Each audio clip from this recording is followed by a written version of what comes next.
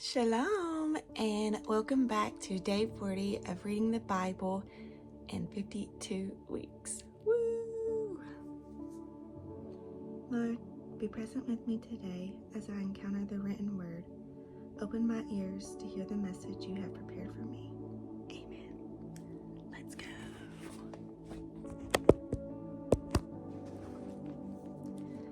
Today we'll be reading Numbers 16 through 18. Now Korah, son of Izhar, son of Kohath, son of Levi, son of Dathan, and Abiram, son of Eliban, and On, son of Phebeth, sons of Reuben, took 250 prominent Israelite men who were leaders of the community and representatives in the assembly, and they rebelled against Moses. They came together against Moses and Aaron and told them, "You have gone too far. Everyone in the entire community is holy, and the Lord is among them. Why then do you exalt yourselves above the Lord's assembly?" When Moses heard this, he fell face down. Then he said to Korah and all his followers, "Tomorrow morning the Lord will reveal who belongs to him, who is set apart, and the one who will let come near him. He will let the one he chooses come near him. Korah, you and all your followers are to do this. Take fire pans, and tomorrow place fire in them and put incense on them before the Lord. Then the man the Lord chooses will be the one who is set apart. It is you Levites who have gone too far." Moses also told Korah, "Now listen, Levites, isn't it enough for you that the God of Israel has separated you from the Israelite community to bring you near to himself, to perform the work of the Lord's tabernacle, and to stand before the community to minister to them? He has brought you near all your fellow Levites who are with you, but you are pursuing the priesthood as well. Therefore it is you and all your followers who have conspired against the Lord. As for Aaron, who is he that you should complain about him?"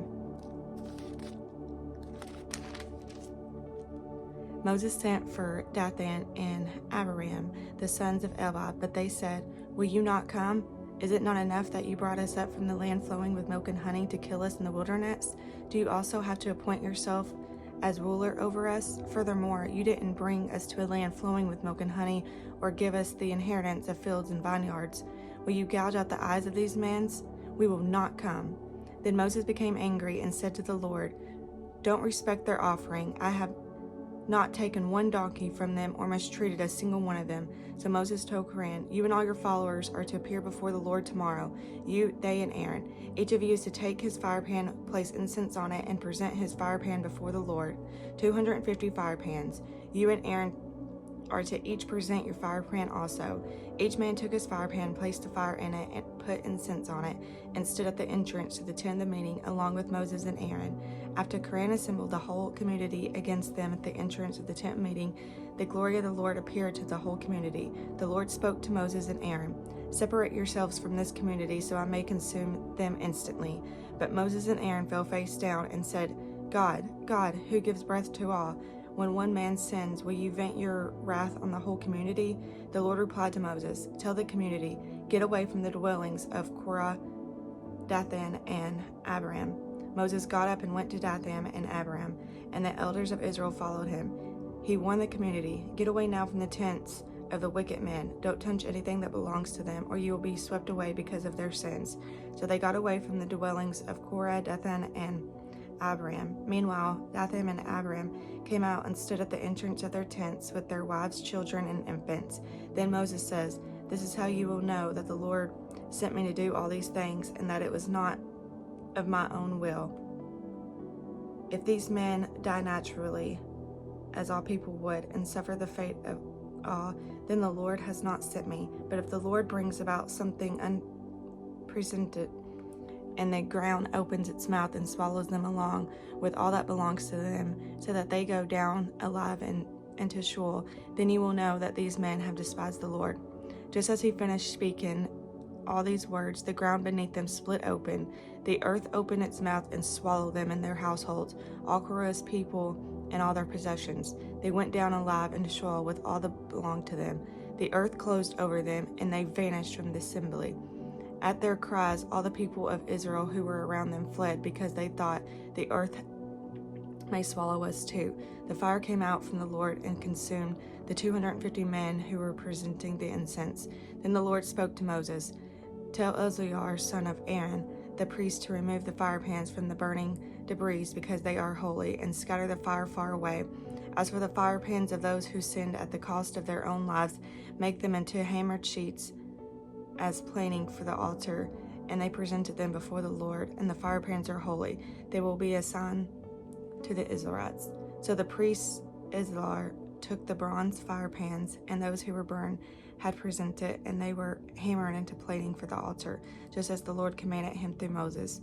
It was to be a reminder for the Israelites that no unauthorized person outside the language of Aaron should approach to offer incense before the Lord and become like Korah and his followers. The next day, the entire Israelite community complained about Moses and Aaron, saying, "You have killed the Lord's people." When the community assembled against them, Moses and Aaron turned toward the tent of meeting, and suddenly the cloud covered it, and the Lord's glory appeared. Moses and Aaron went to the front of the tent of meeting, and the Lord said to Moses, "Get away from this community so that I may consume them instantly." But they fell face down. Then Moses told Aaron, "Take your fire pan, place fire from the altar in it, and add incense. Go quickly to the community and make an ointment for them, because wrath has come from the Lord. The plague has begun. So Aaron took his fire pan, as Moses has ordered, ran into the middle of the assembly, and saw that the plague had begun among the people. After he added incense, he made an ointment for the people. He stood between the dead and the living, and the plague was halted. But those who died from the plague numbered 14,700, in addition to those died because of the Korah incident. Aaron then returned to Moses at the entrance to the tent of meeting, since the plague had been halted. The Lord instructed Moses, "Speak to the Israelites and take one staff from them for each ancestral tribe, 12 staffs from all the leaders of their tribes. Write each man's name on its staff. Write Aaron's name on Levi's staff, because there is to be one staff for the head of each tribe. Then place them in the tent of meeting in front of the testimony where I meet with you. The staff of the man I choose will spout, and I will rid myself of the Israelites' complaints that they have been making about you." So Moses spoke to the Israelites, and each of their leaders gave them a staff, one for each of the leaders of their tribes, 12 staffs in all. Aaron's staff was among them. Moses placed the staffs before the Lord in the tent of the testimony. The next day Moses entered the tent of the testimony and saw that Aaron's staff, representing the house of Levi, had sprouted, formed buds, blossomed, and produced almonds. Moses then brought out all the staffs from the Lord's presence to all the Israelites. They saw them, and each man took his own staff. The Lord told Moses, "Put Aaron's staff back in front of the testimony to be kept for a sign of the rebels, so that you may put an end to their complaints before me, or else they will die." So Moses did as the Lord commanded him.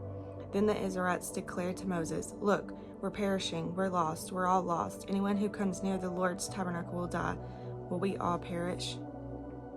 The Lord said to Aaron, "You, your sons, and your ancestral family will be responsible for inquity against the sanctuary. You and your sons will be responsible for inquity involving your priesthood. But also bring your relatives with you from the tribe of Levi, your ancestral tribe, so that they may join you and assist you and your sons in front of the tent of testimony. They are to perform duties for you in your whole tent. They must not come near the sanctuary equipment of the altar, otherwise both they and you will die. They are to join you and guard the tent of meeting, doing all the work of the tent, but no unauthorized person may come near you. You are to guard the sanctuary and the altar, so that wrath may not fall on the Israelites again.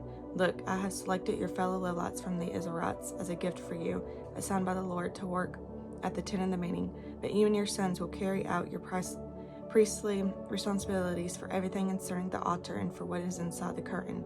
You will do that work. I'm giving you work to the priesthood as a gift, but an unauthorized person who comes near the sanctuary will be put to death."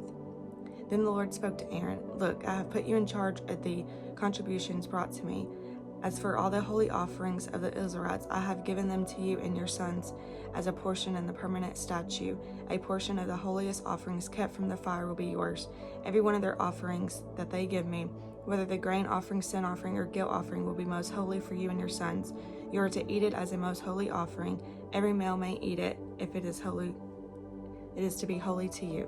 The contribution of their gifts also belongs to you. I have given all the Israelites' presentation offerings to you and your sons and daughters as a permanent statute. Every ceremonially clean person in your house may eat it. I'm giving you all the best of the fresh oil, new wine, and grain, which the Israelites give the Lord as their first fruits. The first fruits of all that is in their land, which they bring to the Lord, belong to you. Each clean person in your house may eat them. Everything in Israel that is permanently dedicated to the Lord belongs to you. The firstborn of every living thing, human or animal, presented to the Lord belongs to you. But you must certainly redeem a human firstborn and redeem the firstborn of an unclean animal. You will pay the redemption price for a month-old male according to your assessment, 5 shekels of silver, the standard sanctuary shekel, which is 20 gerah. However, you must not redeem the firstborn of an ox, a sheep, or a goat.